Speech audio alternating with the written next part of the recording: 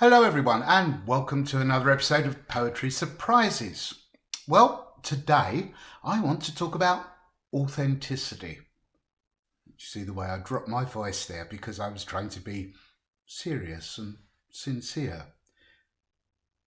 Well, the reason I want to talk about authenticity is because I noticed that when I spent my 15 years editing the literary magazine Markings, and I was reading thousands of poems every year that were sent in for consideration, the ones I chose to publish were the ones I would have said were authentic. They weren't always the poems that were the most polished, the cleverest, the ones with the most tropes or the best similes. They just struck me as authentic, and I wanted to publish them. And I think those are the poems that I want to read as well. So I want to address, what is authenticity?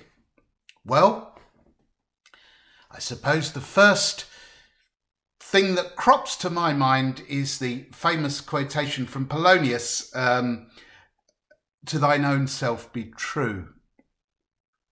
But I think it's a bit more complicated than that. But let's start off with a poem about "To thine own self be true." It's from my collection, The Pumpkin Lantern, and this is called Christmas Present. It tells the story of a present my uncle gave me when I was very young, and how it haunted me for so many years afterwards, until finally I got rid of it. Christmas Present. Lifting the protractor from its bed, I prized the still stiff joint apart, till unused lead and lethal point mark 40 degrees and so many seconds. It's 40 years since I unwrapped its shininess, the black box and red felt inside, the sparkling tools that still tempt me into a world of geometry and number. Today I bin it, this present. I've never used it. No, I never will. It has fooled me all these years. My careful uncle thought I might turn out a man of measurement, reckoning tables, plotting the years. Adios. Your exactitude has always bugged me. My charting must be done on hearts and sleeves, in the crazy grey arenas of if and but, in fight or flee, and in tears. The measures I know flow from an optic. My reckoning will be sulphurous and proud, and I won't protract time at cost of life. It takes a long while to learn to be true to yourself.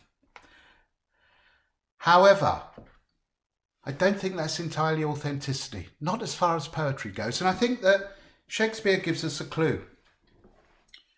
Let's face it, Polonius is a doddery old goat, a pedant, a bit of a laughing stock, and he gets killed behind an arras just a few minutes later. Shakespeare surely wasn't holding him up to be a great example of profound wisdom and honesty. Yes, there's something in his statement, "To thine own self be true," but there's a lot more to authenticity. And I think Shakespeare gives us the clue. Because who was William Shakespeare? Well, we don't really know. Why? Because he was always the characters he was writing about. The words he put into those people's mouths were their words, and he didn't get in the way. And this, I think, is the key. This is authenticity. It's about not letting your preconceptions, your moral judgments, your ideologies get between you and what you're talking about. When you can do that with all innocence and clarity, and you're not judging and pushing an angle and proving how clever you are, then you have a work of art. And it comes back to that statement that I referenced quite a few weeks ago now, when Stravinsky said, "I am the vessel through which the rite of spring passed." In other words, he didn't get in the way. He didn't say, "I am Igor Stravinsky and I'm going to show you how clever I am." He just let the rite of spring compose. And I think that that's what Shakespeare was doing all the time. We don't know who Shakespeare was because he actually is the work of art. He becomes what he's writing about, and he doesn't get in the way. And when you can do that, you could write a poem about meeting somebody in the supermarket. In fact, I judged a poetry competition a few years ago, and there were hundreds of entries, and the one that won, it was about meeting somebody in a supermarket, and it was so disarmingly honest and so matter of fact and so simply written that the very clever work that surrounded it in the other envelopes had to get demoted to places 2, 3 and 4. So don't let the poem get in the way. That is authenticity. Now, I'd like to finish by reading a poem called The Frog. I seem to write a lot of poems about frogs, which is rather worrying. Maybe it's because I'm in France a lot, I don't know. Anyway, stop it. No, The Frog. A blackbird launches its evening lyric. Nightingales hold off till moonrise silvers the scene. You call me indoors to watch a stray grasshopper hop. Cup it in your hands, then go outside to set it down free on the patio. Only for the biggest frog I've ever seen to leap like a ballerina from the undergrowth and snap! Swallow it with a crunch and then loop away.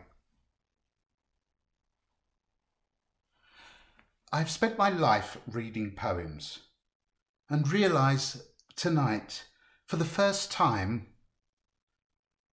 that I haven't understood a single one. Not one. The spruce that stood out so boldly all winter is now quite lost among the greens of the oak woods.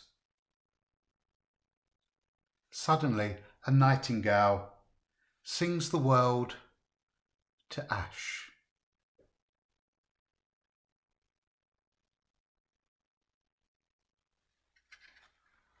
Well,